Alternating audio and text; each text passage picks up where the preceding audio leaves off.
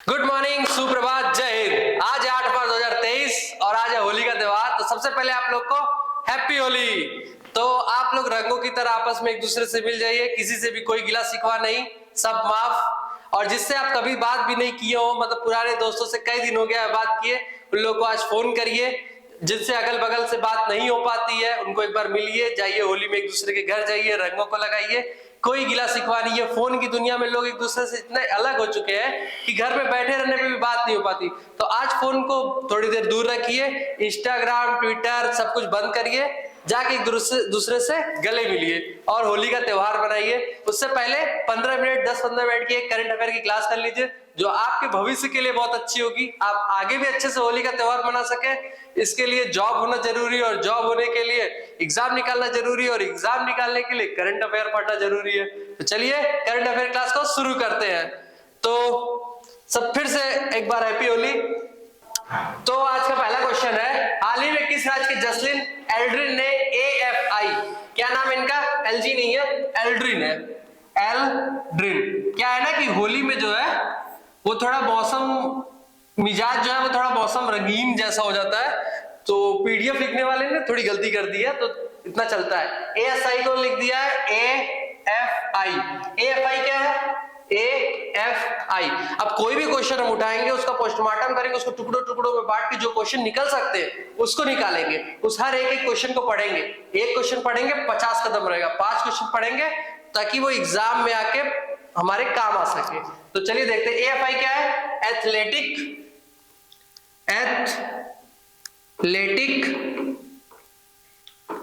Federation,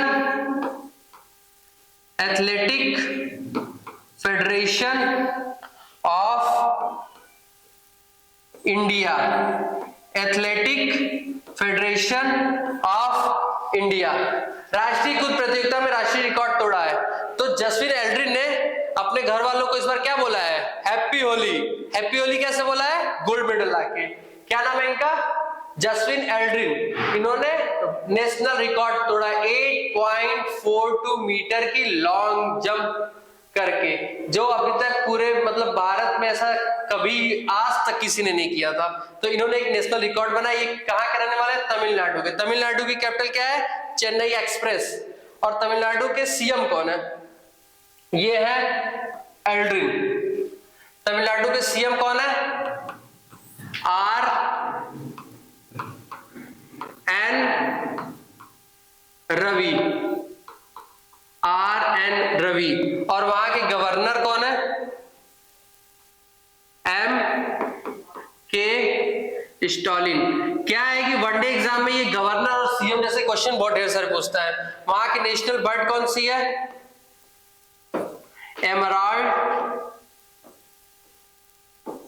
Dove. Dove एक पक्षी होता है जिसको हिंदी में फाख्ता भी बोलते हैं, फाख्ता। इसके बाद यहाँ पे कुछ नेशनल पार्क है।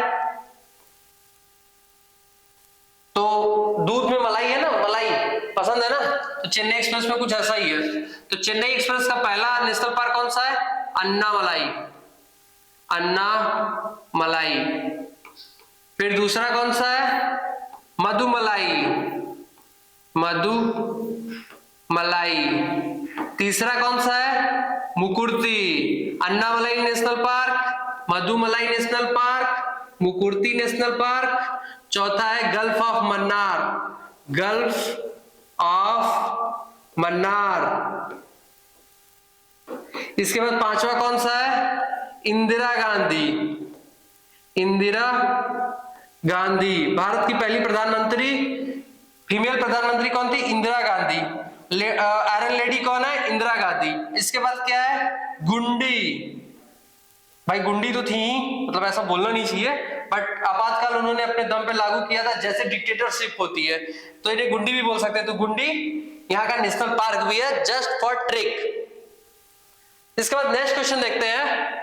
आज दूसरा क्वेश्चन है, 6 मार्च 2023 को पहला भारतीय नौसेना कमांडर सम्मेलन का आयोजन किस पोत पर किया गया। मतलब आज से पहले कभी भारत के खुद के पोत पे ऐसा नहीं किया गया था।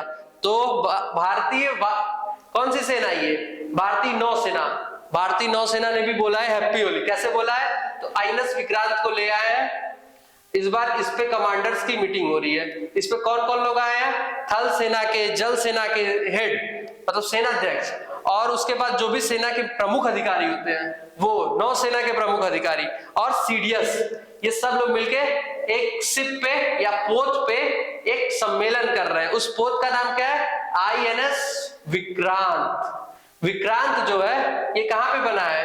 Cochin dockyard, Cochin dockyard, Bharat का पहला स्वदेशी विमान वाहक पोत कौन सा है? आईएनएस विक्रांत। क्या ये एकमात्र है? नहीं, एकमात्र अकेला नहीं, बट ये पहला है। इसके बाद कोचीन डॉकयार्ड, आईएनएस का मतलब क्या होता है? इंडियन नेवी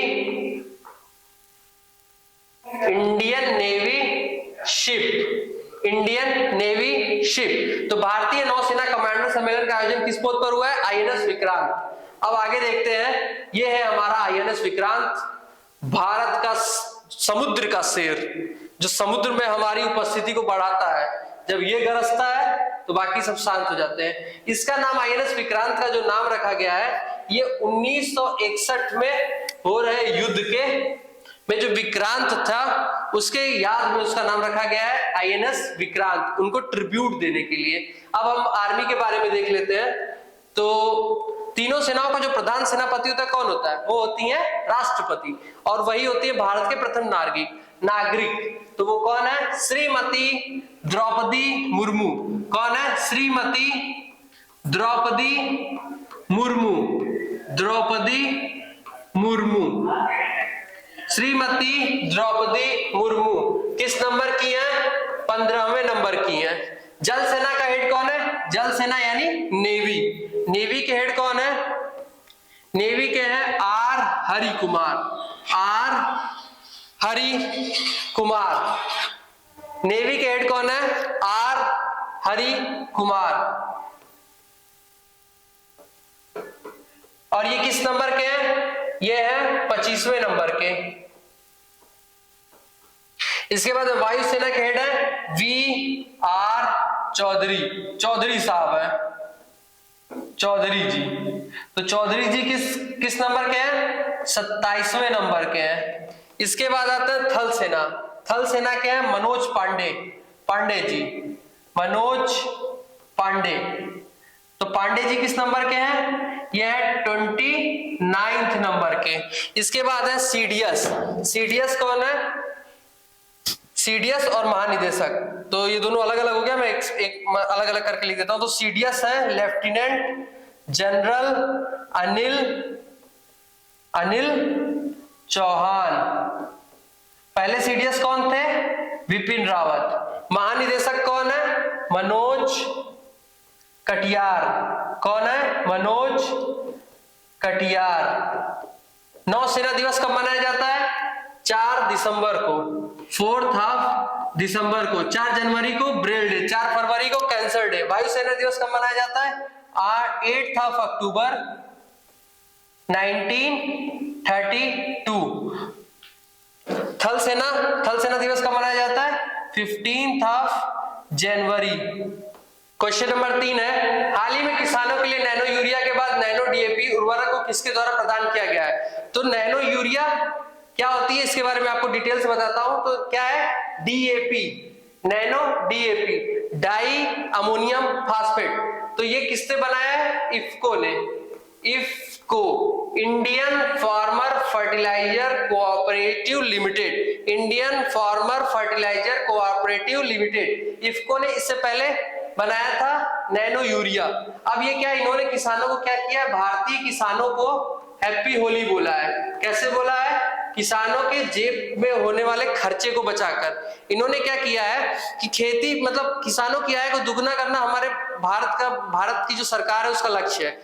तो उस आय को दुगना करने का सबसे अच्छा तरीका क्या है कि जो लागत होती है उसको कम कर दिया। तो लागत कम करने के लिए क्या है कि जो यूरिया खरीदना पड़े वो सस्ती मिल जाए। तो यूरिया सस्ती कैसे मिलेगी? तो यूरिया सस्ती कैसे मिलेगी? जब यूरिया सस्ती बनेगी। तो यूरिया सस्ती कैसे बनेगी?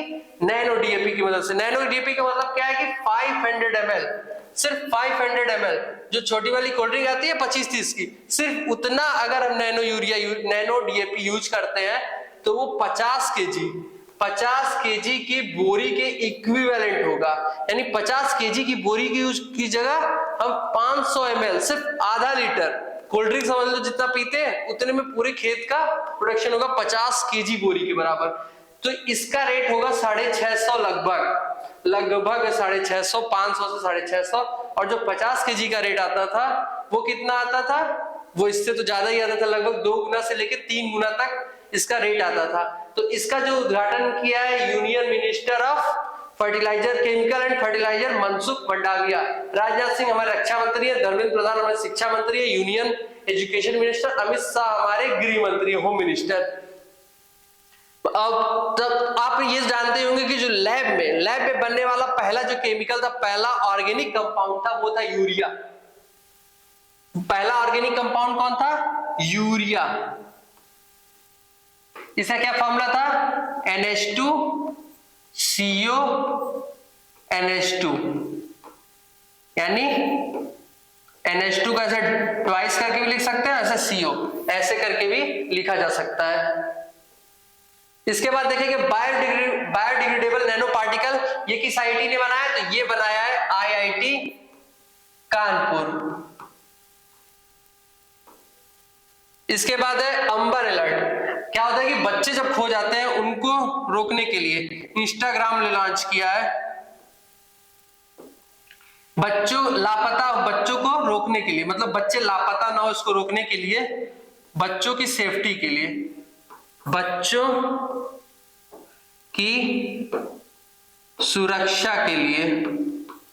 इसके बाद है कीर्ति मृदा कहां बना है? ये भी IIT कानपुर ने बनाया है। कानपुर तो सैवेज हो गया है भाई। माया, ये दुनिया एक माया है और इसे चाइना ने बनाया है। मैं दुनिया की बात नहीं कर रहा, चाइना ने माया बनाया है। कैसे बनाया है? इन्होंने क्लोन बनाया है, दुनिया का पहला आर्कटिक जंगली भेड़िया का क्लोन, दुनिया के पहले आर्कटिक जंगली भेड़िया का क्लोन। इसका नाम रखा है माया, जिसे किसने बनाया? चाइना ने बनाया। चाइना सब कुछ बना सकता है, प्लास्टिक का चावल बना सकता है, प्लास्टिक का आदमी बना सकता है, कुछ बना सकता है। इसके बाद है IATS जो है, इससे पहले क्या था कि हम जो है इसका फुल फॉर्म पहले देख लेते हैं। यह है इंडोजीनियस, यानी स्वदेशी। क्या है ATS का फुल फॉर्म? क्या है? इंडोजीनियस, ए से ऑटोमेटिक,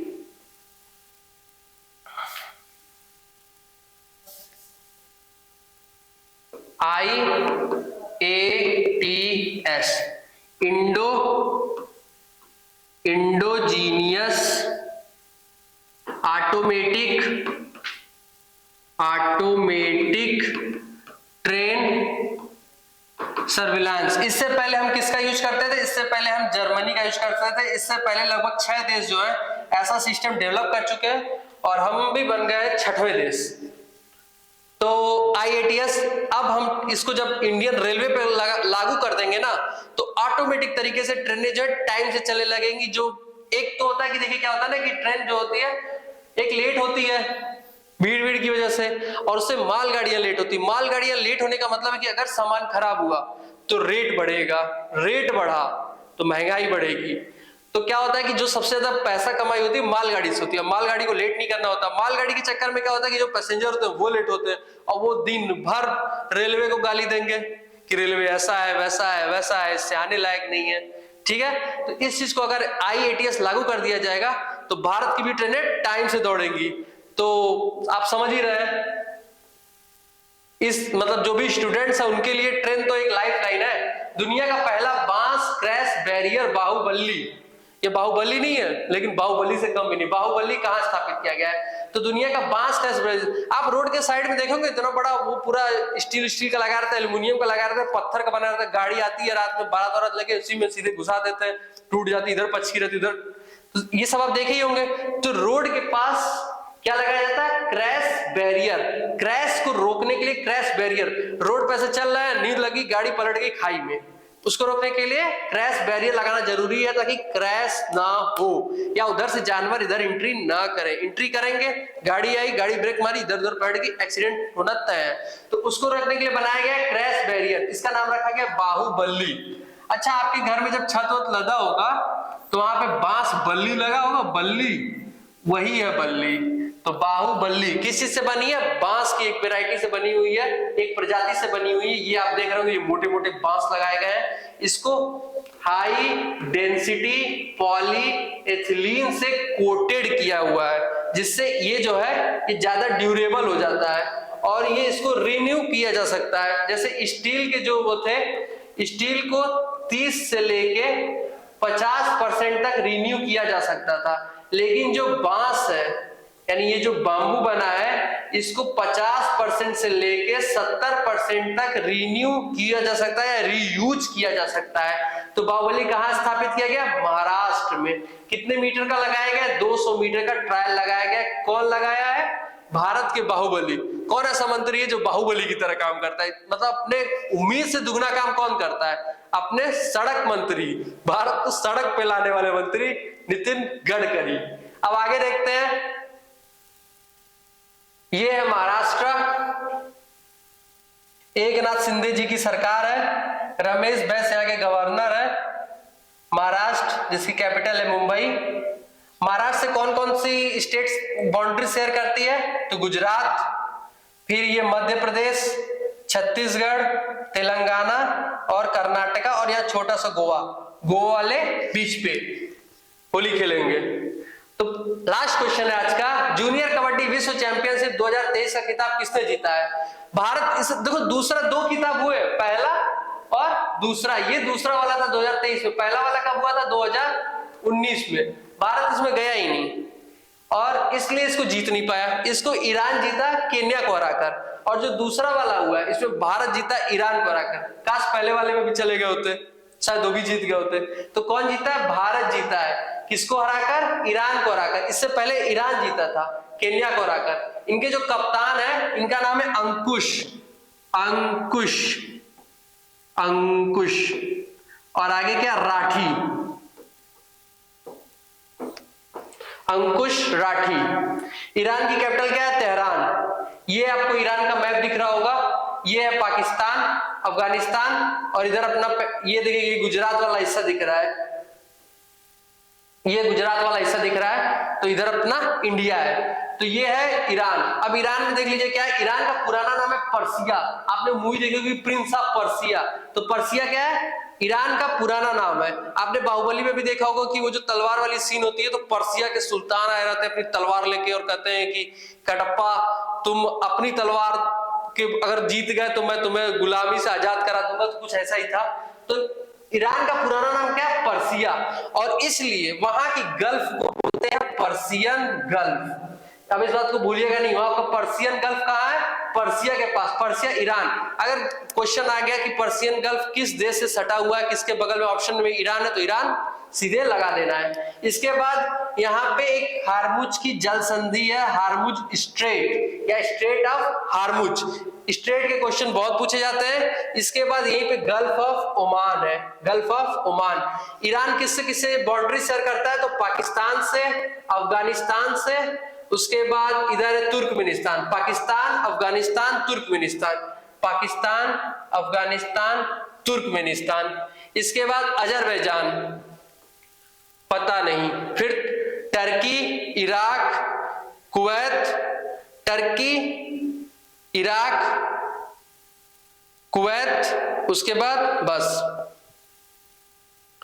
टर्की, इराक, कुवैत। यहाँ का जो सबसे ज्यादा पहाड़ी वाला एरिया है वो है जाग्रोस माउंटेन। ये वाला एरिया दिख रहा होगा, जाग्रोस माउंटेन।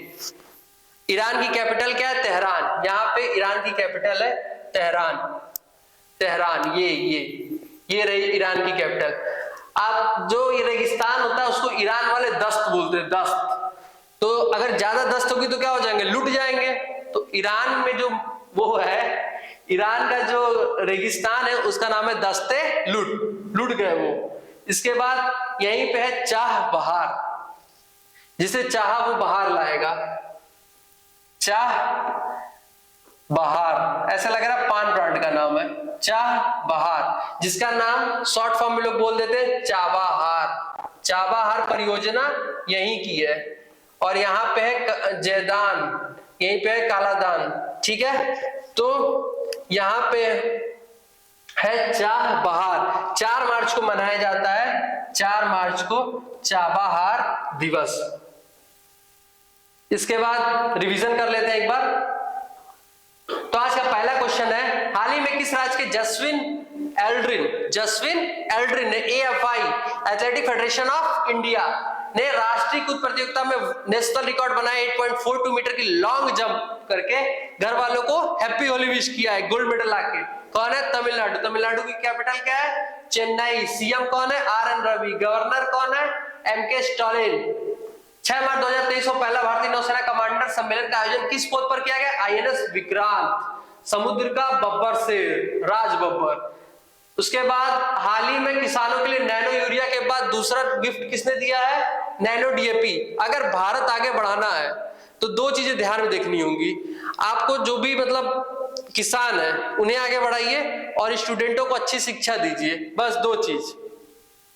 भारत को आगे बढ़ने से कोई रोक नहीं पाएगा। इसके बाद है दुनिया का पहला बांस क्रश बैरियर बाहुबली 200 मीटर का किस राज्य में स्थापित किया गया? महाराष्ट्र में। अगर ऐसा होता है तो बांस इंडस्ट्री तो बूम करेगी ही करेगी, किसान बांस उगाना भी शुरू कर देंगे, और इसके साथ साथ हम स्टील को रेप्लिकेट भी कर देंगे। और इसके बाद क्या है कि जो बांस लगेंगे ना, वो एक तो नेचर फ्रेंडली होंगे, अगर वो खराब भी होंगे तो कोई दिक्कत नहीं है, ठीक है। और बांस की कटाई, जैसे पेड़ की कटाई के लिए तो गवर्नमेंट और ये इन्वायरमेंट प्रोग्राम वाले बहुत अटैक करते हैं कि पेड़ नहीं कटना चाहिए, देश को नुकसान हो रहा है, ये हो रहा है, वो हो रहा है।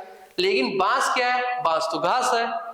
तो नितिन गडकरी ने कहा कि आप तो पेड़ काटने का नियम लगा रखे हैं, घास काटने का तो नियम है नहीं, तो बंबू काटो, लगाओ और देश को आगे बढ़ाओ। सबसे पहले देश है, और इससे बांस की खेती जितना ज्यादा बढ़ेगी उतना किसानों की आय बढ़ेगी। इसके बाद है जूनियर कबड्डी विश्व चैंपियनशिप का खिताब किसने जीत लिया? इस बार भारत ने, और अगर पिछली बार भी गया होता तो भारत ही जीता होता, ऐसा हो सकता था। इसके बाद आज है 8 मार्च 2023, अंतरराष्ट्रीय महिला दिवस, इंटरनेशनल वीमेंस डे। तो आज होली मनाए, लेकिन औरतों का और बहनों का, मतलब जो भी लड़कियां हैं उनका सम्मान करिए, और कोई भी मतलब ऐसा कृत्य ना करिए जिससे लड़कियां अनसेफ महसूस करें। लड़कियों को लड़कियों जैसा सम्मान दीजिए। लड़के लड़कियां बराबर नहीं है, लड़कियों की अपनी इंपॉर्टेंस है, लड़कों की अपनी इंपॉर्टेंस है, तो लड़कियों को भी सम्मान दीजिए, इज्जत दीजिए, बराबरी का हक दीजिए। अगर आप सारे पुरुष ही मिलकर भारत को अगर बहुत आगे ले जा सकते थे तो अभी 75 साल बीत चुके हैं, आजादी का अमृत महोत्सव मना रहे हैं, अमृत काल चल रहा है, 100 साल भी हो जाएंगे। अगर सिर्फ पुरुष ही सोचेंगे कि हम देश को आगे बढ़ा ले जाएंगे, घर को आगे बढ़ा ले जाएंगे, तो इम्पॉसिबल है। तो महिलाओं को भी आगे आने दीजिए, और होली सुरक्षित तौर पे मनाइए, किसी का नुकसान करने की जरूरत नहीं, जानवरों को रंग न लगाइए। और हाँ, किसी से नाराज है, घर में किसी दिन से बात नहीं है, तो फोन को ऑफ करिए और जाइए, सबको गले मिलिए, हैप्पी होली बोलिए, रंग लगाइए और गुजिया खाइए। Happy Holi, thank you.